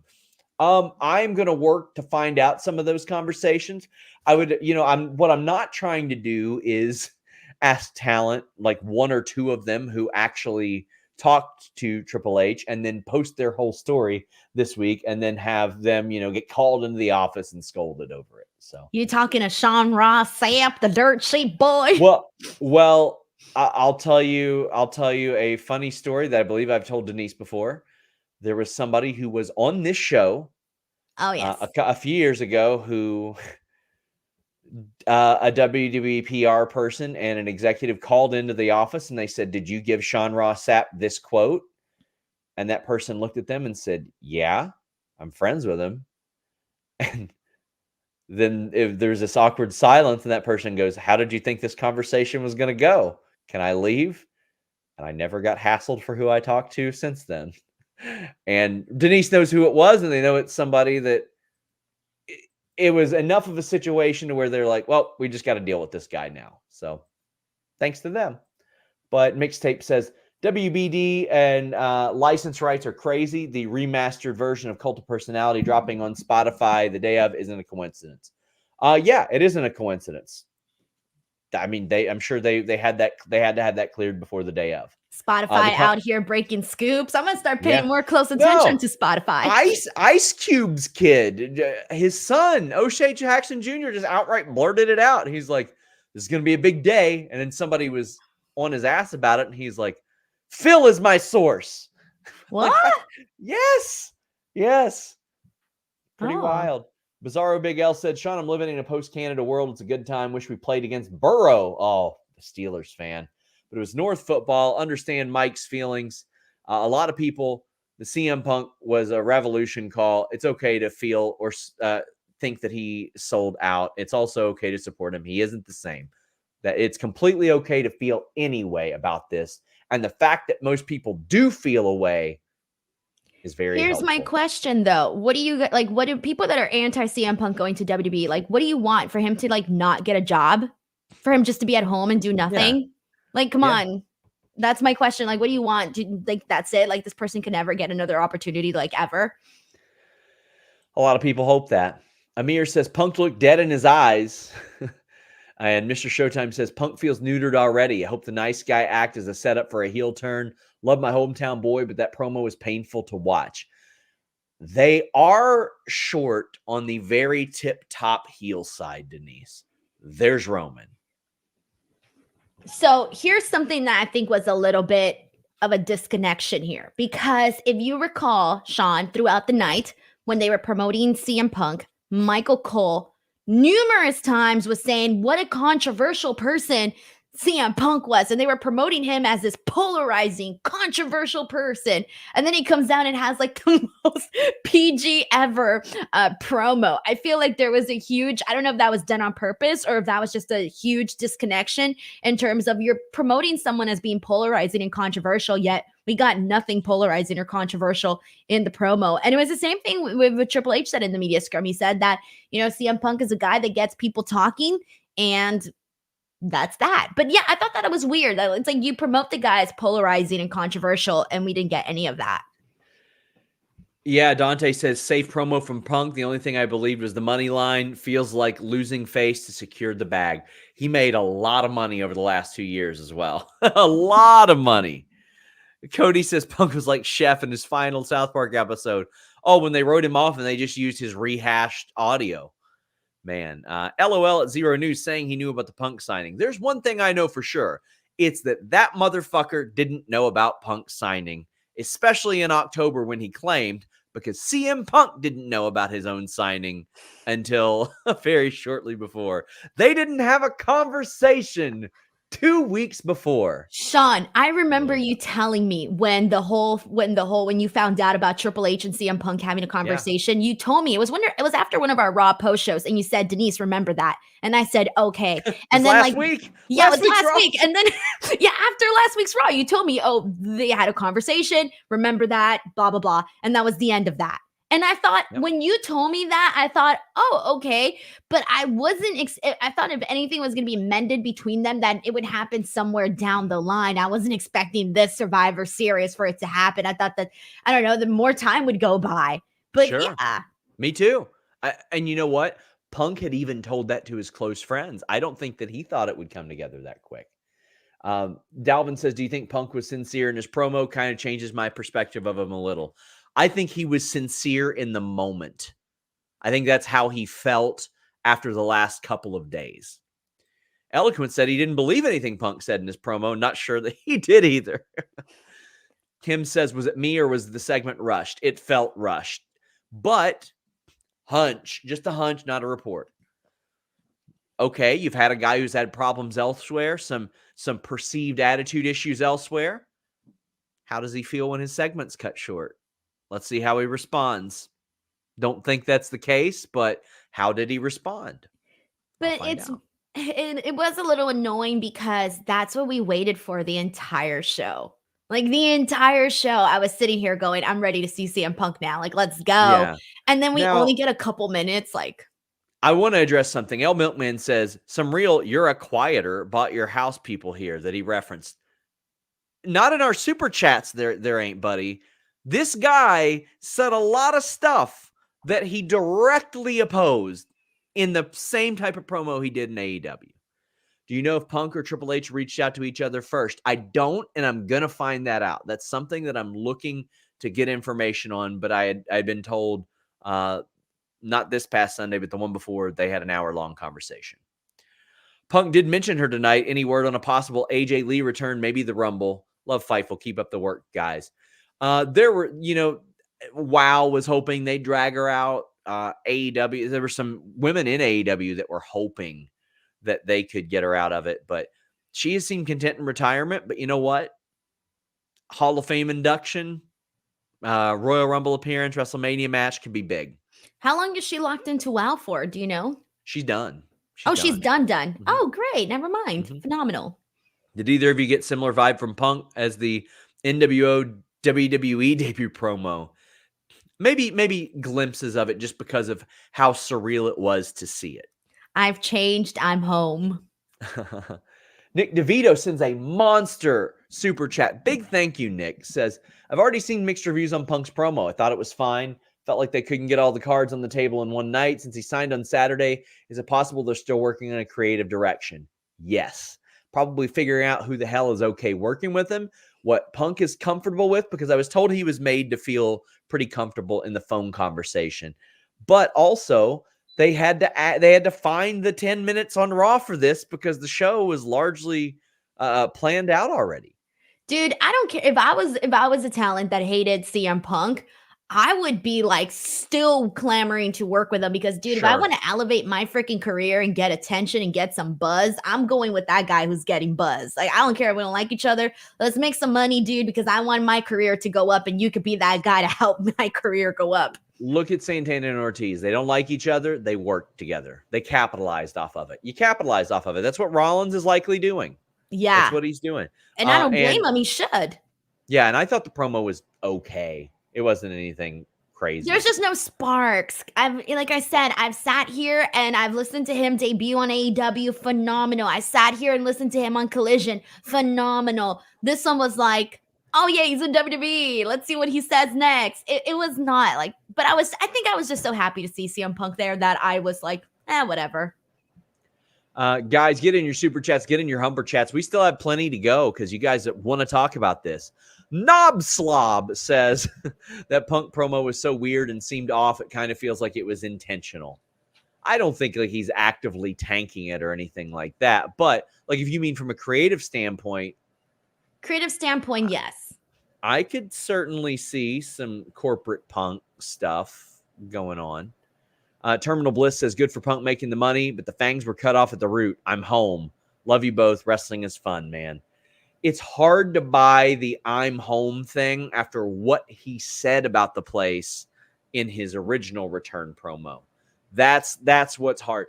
Now, granted, there have been a lot of people that left, and then when they come back, they're like, okay, now this is what I remember it. And also with no Vince there, they're probably romanticizing it a whole lot more. Well, sometimes you think you found the one and then it's not the one, and then you find the one and you go back. I don't know.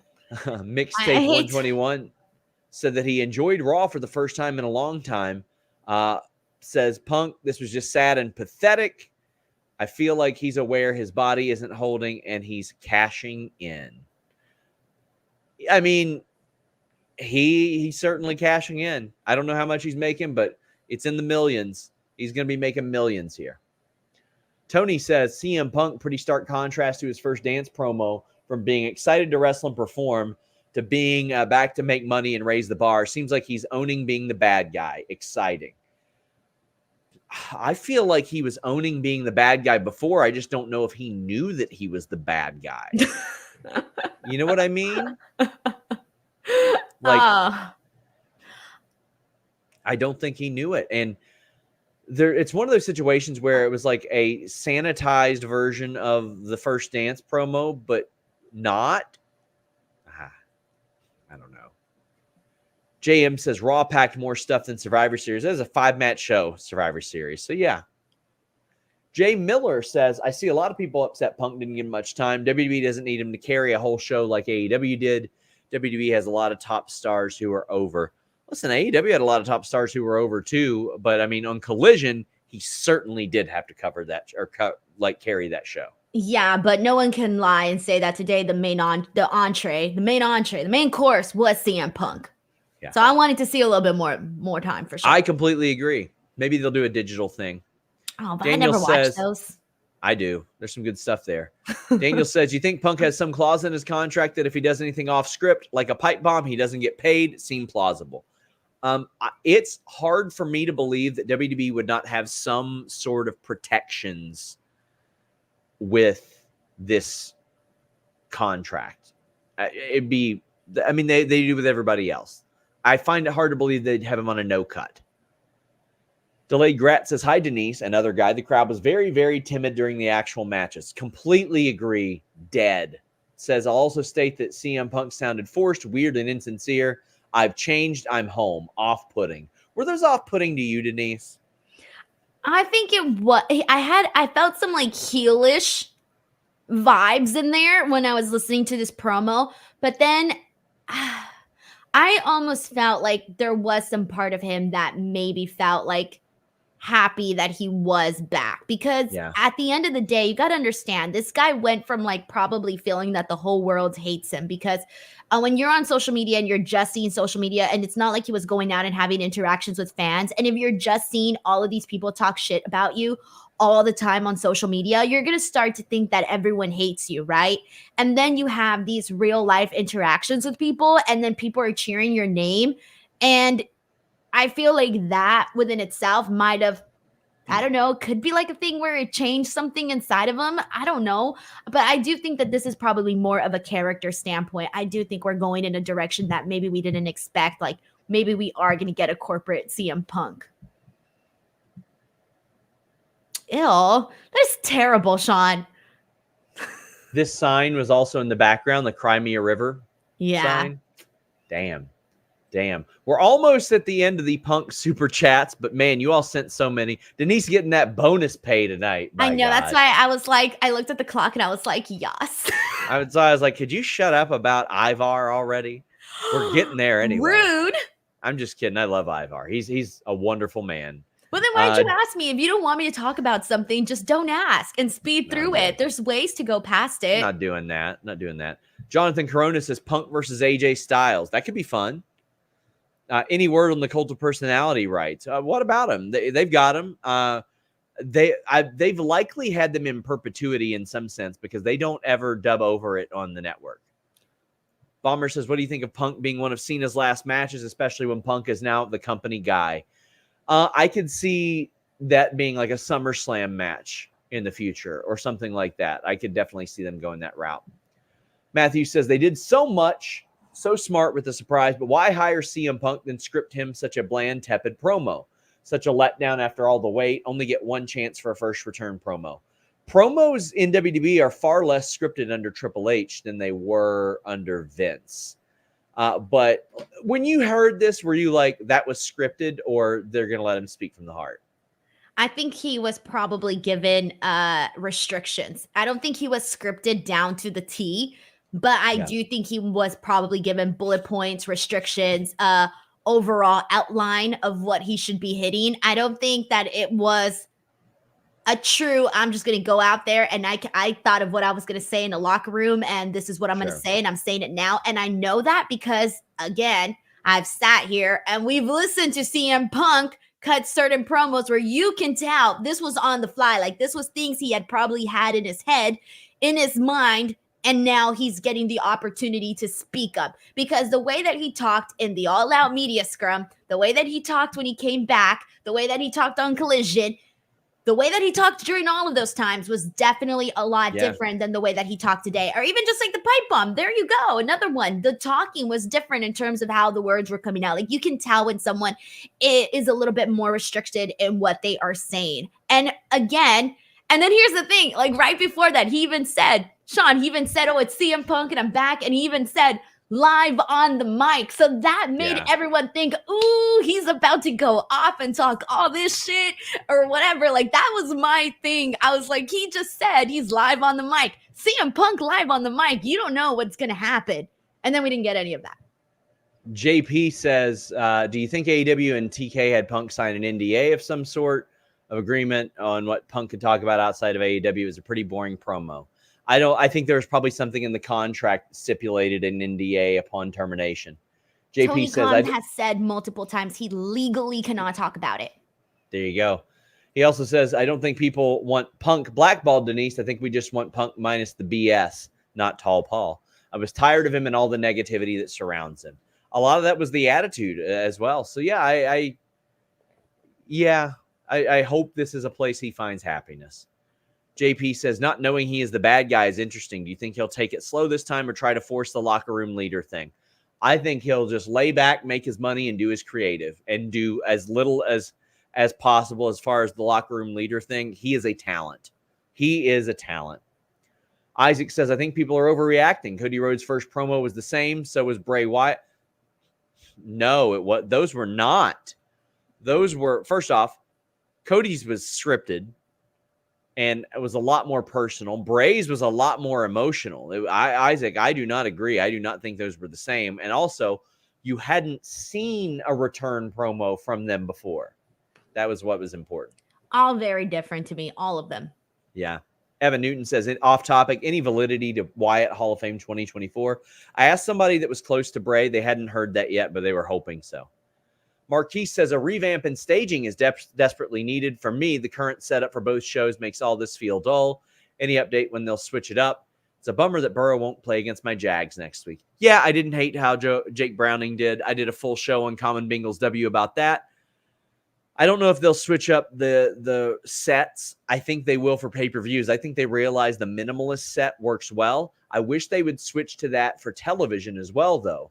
Because, Denise, they don't keep those big-ass screens on during the match. So there's really no reason to have those big-ass screens. Why? So you can see the words Randy Orton up there? We don't need that. Who gives a damn? I don't know. But hey, I did better on my picks this week. I got 12 right. I still lost though, but I came close. I think I was like in third place this time, but some other girl got 14 right. So she won. Damn. I know. It's impressive though. I know. I was very proud of myself. The week before that, I only had 3. And this time I had 12. Toe Bucket says, I think the wise man is Heyman he's talking about. It was. It certainly was. He's always been brutally honest with people about stuff like that. RH says, with Punk coming back to make money, not friends, him taking on Miz at Crown Jewel could definitely be on the table. I mean, that could be certainly his out to getting into doing Saudi or something, but that's one where I feel like if he went through on that, boy, a lot of people are going to give him shit over it. A whole lot of people are going to give him shit over it. I mean, listen, this was enough to get him to use Twitter for the first time in like a lot. Or I thought he did, if I remember right. Yeah, I thought, or maybe he didn't. I feel like he maybe he didn't. I think it was a different platform he was using. He's been using Instagram stories mostly. Yeah, he hasn't used Twitter in quite a while. My bad on that.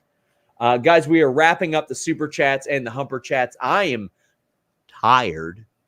I'm tired. Will Chisholm says, go to the 2-hour mark. No, we're good. Will Chisholm says, asked about Mercedes.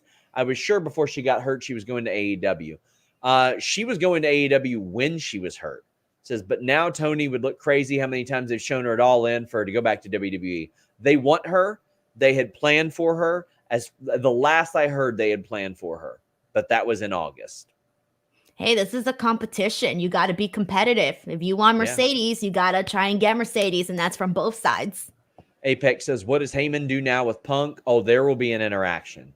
There will certainly be an interaction there where they have that awkward look and all that. And you know, Paul will, or CM Punk will say something like, you've done a really good job making Roman look strong, or some shit like that they can play off of. Because, listen, Roman don't like him, but Roman will probably ask for a little pay bump to work through that. New Lack City says, just sat through the most vanilla episode of Raw since Vince left, only to listen to the most vanilla promo of CM Punk's in history. I'm a lifetime Punk fan, but he looked uncomfortable, and it's apparent he can't really talk about AEW. It is what it is, though. But yeah, also, I didn't think the episode of Raw was bad. it was okay. I didn't think it was bad. Maybe I was Crowd excited the sucked. whole time. The crowd did suck. But I'm telling you, like, I love we were talking about Ivar and Bronson Reed, the stuff with Seth and Drew, the Randy Orton thing with Rhea. There was quite a bit in here that I thought was good. Cody. Yeah, and I don't need him to talk about AEW. I didn't need him to talk about AEW or WWE and AEW either. I'd like a little shot. I like the drama. I mean, I don't mind it, but I like it a lot more when it's like in the spirit of competition, as opposed to like you can tell like this shit made him miserable. How do you think Vince reacted? He probably wasn't thrilled. Vince hasn't liked Punk. Do you think Vince watches every week still, Sean? Or does he not live? Not live. Okay. No. VSD, I think he's in bed by then now. I think he sleeps now. VSD says, I know people complain about too many belts in general, but with the long reigns by Roman and Gunther, could a lower mid-card title be viable for folks queued on the way up? Also, Waddle is better than Chase. Go Fins. Well, no, he ain't. But no, I don't think they're going to add any more titles anytime soon. I think they got plenty. But, I mean, I see what you mean, but I don't think they're adding any more. Corey, also great to see at WrestleCade. It was great to see everybody at WrestleCade. Thank you all so much for all of you that I met. I greatly appreciate it.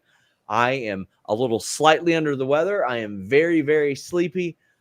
But now I am on to Chicago this weekend to beat up Shazza McKenzie at Black Label Pro. Don't know if I'll physically ever be able to do another match again, so I'm going to have fun with this one.